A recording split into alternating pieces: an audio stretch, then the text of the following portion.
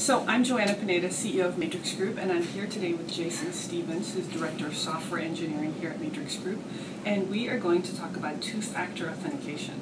So Jason, there was an article in Wired magazine about that poor Wired employee whose Amazon and iTunes accounts got hacked. And as a result, the person was actually able to get into his Mac and wipe everything, including his kids' photos.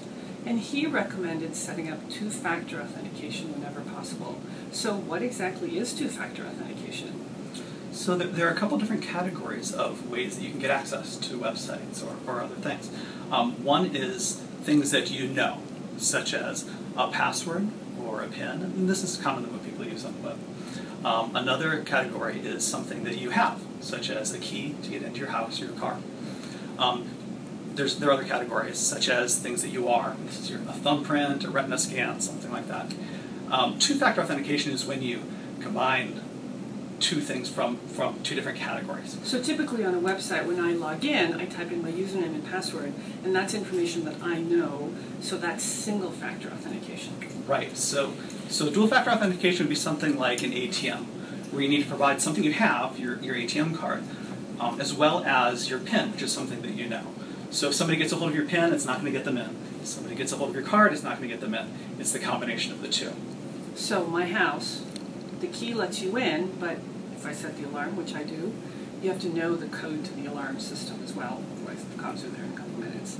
At the data center, the net admins have to provide a palm scan, which is based on biometric information, and then a PIN. So that's two-factor authentication. Right. So how do you do two-factor authentication on the web? So there are a few different ways, and there are a few companies providing these things. Lots of banks are starting to provide this now. Google provides this, as well as some gaming companies and other people out there. The most common way of doing this is to combine a password with a dongle or an app on your phone that generates a random number every 20 seconds or something like this. So whenever you want to log in, you're entering both your password, which is something you know, as well as this number, which proves you have this device. So Google, for example, if I remember this, has an app that if you want to authenticate a new device, you have to type in your username and password, but also provide the randomly generated number that changes every 20 seconds. So this is something you have that changes all the time that you combine with information that you know, your username and password. I think in order to use Facebook on a new device, I have to get a text from Facebook telling me, hey, here's a code that you can use it. So that's two-factor authentication. Sure, because the text is proving that you have your phone. That's right. So I guess we're going to see more and more of this in the future?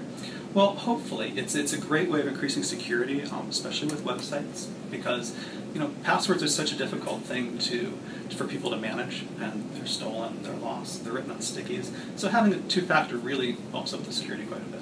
So I guess the lesson here is, when available, use two-factor authentication. So if you're using Gmail, make sure you set up two-factor authentication. If you're using Facebook, definitely with your banks and whenever possible. We're going to see lots more of this in the future.